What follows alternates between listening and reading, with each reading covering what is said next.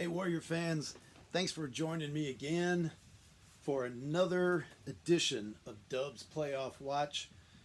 You know, I'm Scott, ordinary man, but extraordinary fan, just like you guys. Again, you must be for joining me for yet another edition. So, having said all that, very disappointing. You know, I posted an abbreviated version of the show yesterday because the Warriors had already started their game.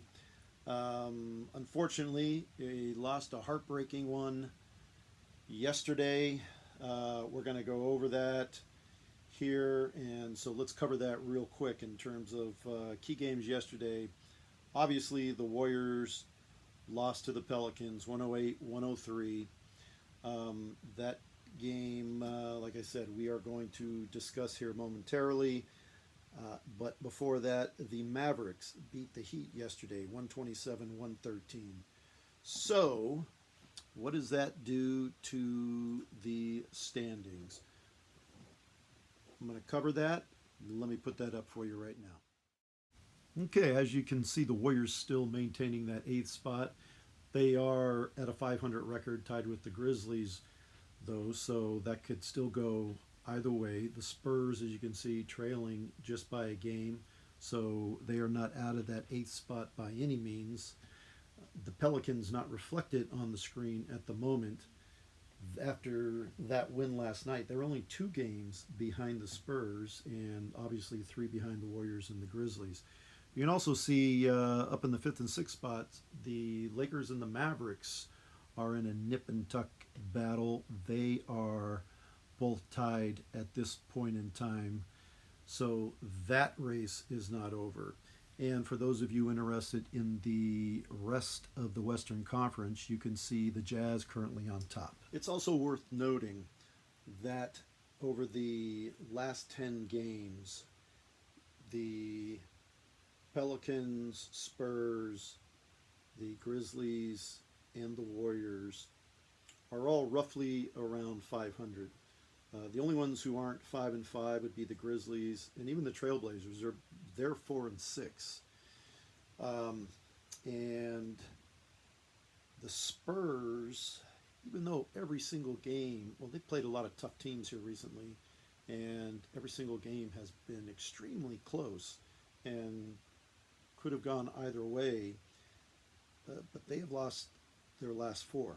So they desperately need a turnaround, to say the least. Now, the hottest teams in the West over the last 10, the Nuggets, even with losing Murray, they are 8-2 right now. And then the Mavericks and the Suns, and I should reverse the order since the Suns are tied for first place, are 7-3.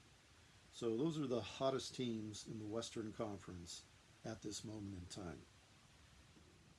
So, the key games as far as Western Conference goes tonight, and in particular, of course, with the focus on how they impact our Warriors. Again, I'm going to mention the Trailblazers, even though they have a pretty comfortable lead on the Warriors at this point. But they're playing the Cavs, so on paper, Trailblazers should win. Also, key game for us Warrior fans, Grizzlies and the Timberwolves. We know how well the Timberwolves have been playing, and since really very healthy right now, so that could be a tough game for the Grizzlies, to say the least. I'm not going to say on paper the Grizzlies should win. This is going to be, should be a tight game, with the Timberwolves giving the Grizzlies everything they can handle. I am going to mention this. This isn't relevant to the Warriors, but the Suns play the Hawks, and as we just looked at, the Suns are in first place in the West, but they are tied for first place, so this is a key game for them. Now, getting back to a focus on the Warriors and the impact to the Warriors. The Spurs play the Jazz.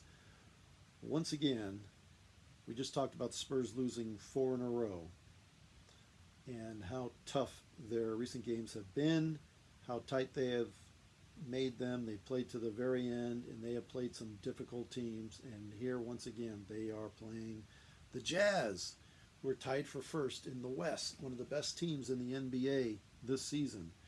So I expect this to be another tough game.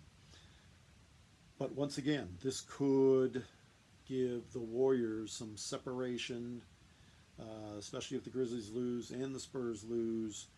That will give them sole possession of that eighth spot and drop the Spurs a little bit lower. And this would be positive for the Pelicans, who we have been watching here closely as well. Obviously, they will inch closer to gaining ground on the Spurs with just 5 to 6 games remaining in the season.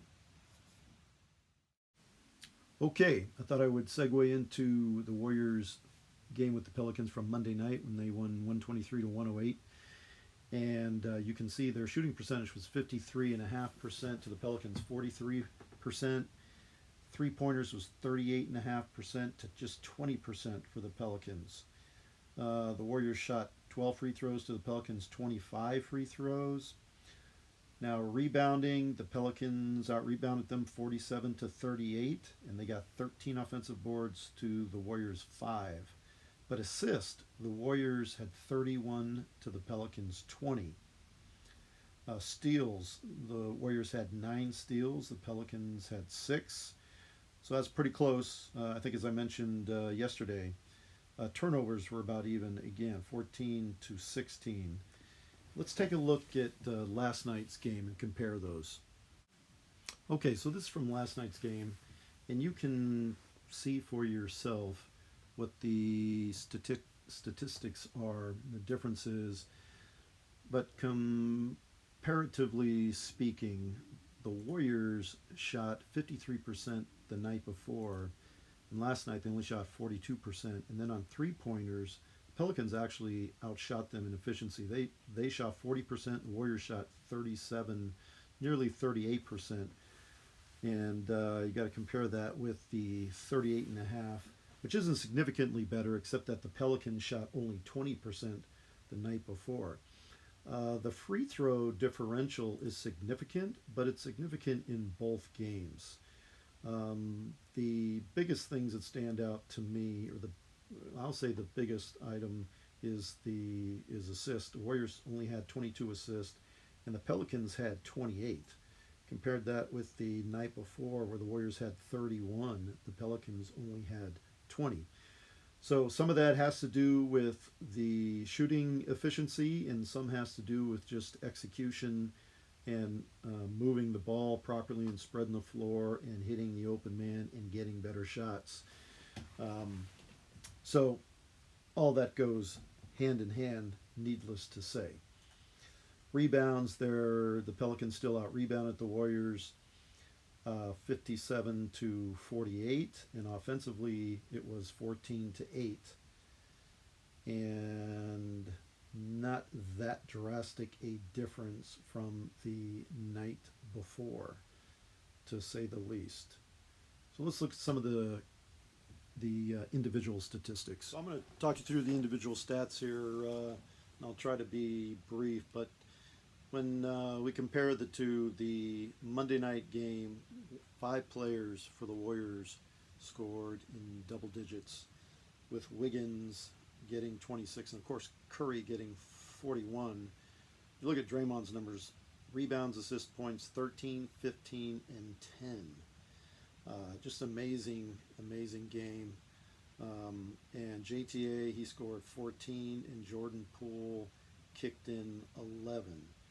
Now, when you compare that with last night's game, only 2 of the Warriors were in double digits. Wiggins again with 26, and Curry still outstanding, even though he struggled at the end of the second half, but he still put in 37. But the remaining players, they weren't contributing as they were the night before, to say the least. Now, when you compare that with the Pelicans, even though they lost that game Monday night, they still had 5 players in double digits. And and they had the same last night, except that Ball, instead of scoring 7 on Monday, he was able to put in 33 last night. So that was a killer, and that was a killer bucket that he got at the end of the game, to say the least. Zion was still Zion, and he was tough to deal with. But I tell you what, I'm not sure anybody else in the league who deals with him better than Draymond. He played outstanding defense on him 2 games in a row, and still, even having said that, Zion put in 23 last night. He had 12 boards and 7 assists. The night before, he scored 32, got 8 boards and 1 assist. But Wiggins, can't say enough.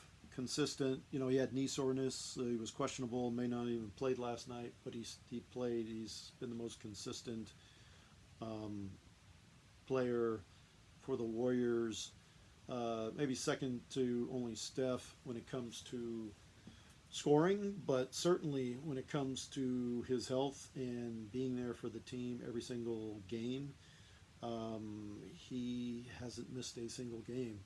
Again, knock on wood, that he's able to continue. He desperately needs his day off that they have today. But anyway, that's going to do it for the comparison of the individual stats for now. I am going to end this edition of Dubs Playoff Watch. I'm going to follow up shortly with a second one here today that's going to focus more on the highlights of each of the games. I think it may be better that I separate these, so hopefully that works out. All right, anyway, thank you for joining. I appreciate it. Let's go Warriors. We still have a postseason ahead of us here, but again, it's not over, so I don't want to count my chickens before they're hatched, but we'll see where we get from here. Anyway, thanks again for attending. Everybody stay healthy out there. Let's go Warriors.